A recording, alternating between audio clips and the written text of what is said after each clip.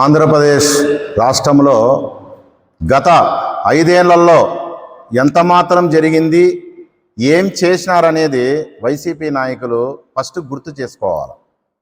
5 ఏళ్లలో అనేక మందిని బీసీలను, బడిగి బడిహీన వర్గాలను అదే పనిగా టార్గెట్ చేసి భూ కబ్జాలలో విచ్చలముచ్చినట్లుగా చిత్తూరు జిల్లాలో హార్ట్ అటాక్ వచ్చేసింది. ఈ అధికారులు, ఈ రామచందర్ రెడ్డి ఇలాకాలలోనే బీసీలు సైకిల్ కట్టుకొని, జెండాలు కట్టుకొని తెలుగుదేశం పార్టీవి తిరుగుతుంటే బెదిరించి చెప్పులతో కొట్టి తిప్పలాడిచిన రోజు ఇదే రామచందర్ రెడ్డి ఎక్కడ పోయినాడు? ఈరోజు సభలు పెట్టి, మీటింగ్లు పెట్టి మాట్లాడుతున్న వైసీపీ నాయకులకి అందరికీ నేను ఇదే అడుగుతున్నాను. మీరు బీసీలకు గతంలో 19 నుంచి 24 వరకు ఎంత మాత్రం మీరు ఫండ్ ఇచ్చినారు, ఎంత మాత్రం వాళ్ళకి న్యాయం చేసినారు, ఏ విధమైన నామినేట్ పోస్ట్లో కూడా వాళ్ళకి ఎంత శాతం ఇచ్చినారని చెప్పేసి నేను ఈరోజు సూటిగా అడుగుతున్నా. అక్కడ ఉన్న అనంత వెంకటరామరెడ్డికి, పెద్దిరెడ్డి రామచందర్ రెడ్డికి, శైలజానాథ్ గారికి, అలాగే ఎమ్మెల్సీ అయిన రమేష్ యాదవ్ ఆయనకు కూడా నేను ఇదే సూటిగా అడుగుతున్నాను. గోరంట్ల మాధవ్ గారు ఎంపీ, మాజీ ఎంపీ గారు ఈరోజు మాట్లాడుతున్నారు ఇదే అనంతపూర్ సభలో. ఏ మాత్రం బీసీలకు మీరు న్యాయం చేశారనేసి ఈరోజు నేను సవాల్ విసురుతున్నా. మీరు ఏమైనా రాగలరా? డిబేట్కి ఏమైనా రాగలరా?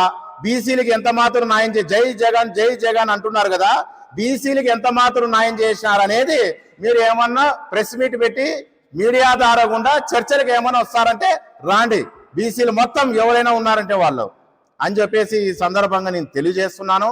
అయితే గతంలో 5 ఏళ్ళు మీరు మర్చిపోయినవి ఇంకా ప్రజలు మర్చిపోలేదు. అమర్నాథ్ గౌడ్ని చిన్న పిల్లోడు, 10వ తరగతి పిల్లోడు ఆడపాపని ఏదో అల్లరి చేసినాడని ఆ పిల్లవాడు పోయి అతన్ని మాట్లాడితే నోట్లే గుట్టబెట్టి పెట్రోల్ పోసి అంటించినప్పుడు ఇదే బీసీ నాయకులు, బీసీ గలమెత్తిన వాళ్ళు ఎక్కడ పోయినారని చెప్పేసి సూటిగా అడుగుతున్నాను నేను. తోట నందం చంద్రయ్యని కూడా హత్య చేసి డైరెక్ట్గా నరికి పారేసినారు. చంద్రబాబు డోండో జగన్ జై అనే ఒక వినాదం అనకపోతే డైరెక్ట్గా అప్పుడు బీసీలంతా ఏం చేస్తున్నారని చెప్పేసి ఈరోజు నేను సూటిగా అడుగుతున్నాను. దాదాపుగా నామినేటెడ్ పోస్ట్లో అనేకమైన పదవులు మనకి మిస్ అయిపోయినాయి. 19 నుంచి 24 వరకు 24% తీసుకొచ్చిన ఘనత ఎవరిది? జగన్మోహన్ రెడ్డిది ఉంది. అంతకుముందు 19 నుంచి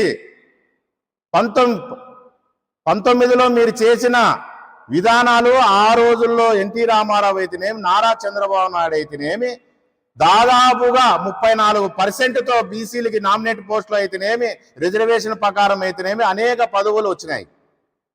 దాదాపుగా 19,000 పోస్టులు మిస్ అయిపోయినాయి.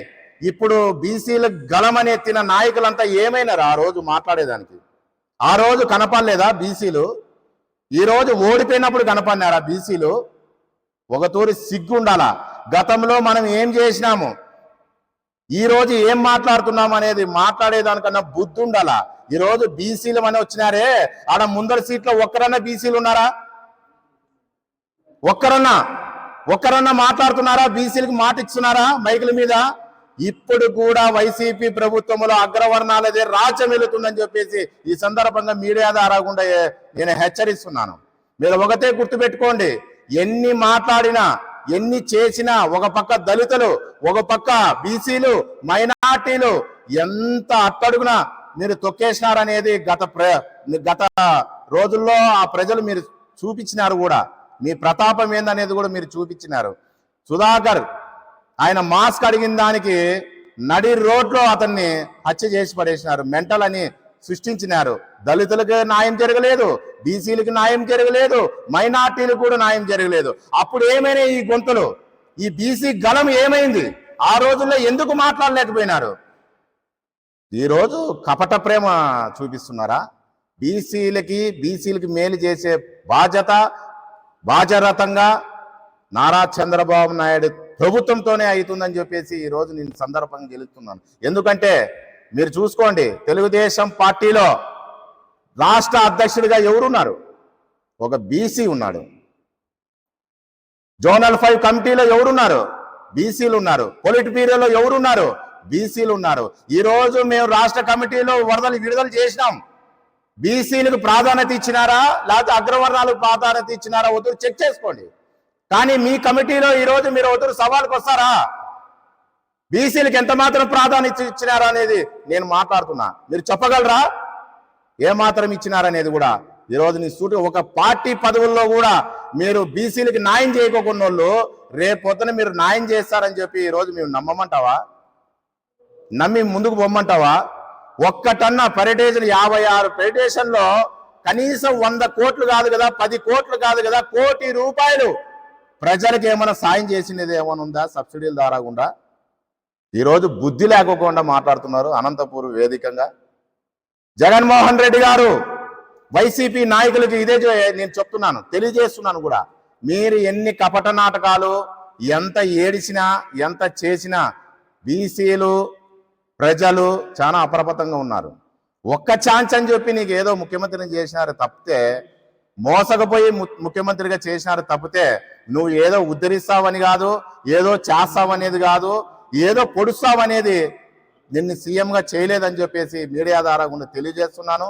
అయితే ఎవరైనా సరే గత 19 నుంచి 24 వరకు బీసీలకి ఎంత మాత్రం మేలు చేసినారో, 14 నుంచి 19 వరకు ఎంత మాత్రము ఇదయిందో మా ప్రభుత్వంలో అయ్యిందా, మీ ప్రభుత్వంలో అయ్యిందా, తెలుగుదేశం పార్టీతో అయ్యిందా లేకపోతే వైసీపీతో పార్టీతో బీసీలకు మేలు అయిందా అనేది ఈరోజు నేను చర్చకు పిలుపునిస్తున్నాను. ఎవరైనా సరే వైసీపీ నాయకులు చర్చకి నేను ఇదే సవాల్, వస్తారా రాండి, ఇదే నేను తెలియజేస్తున్నా అని చెప్పేసి హెచ్చరిస్తున్నాను.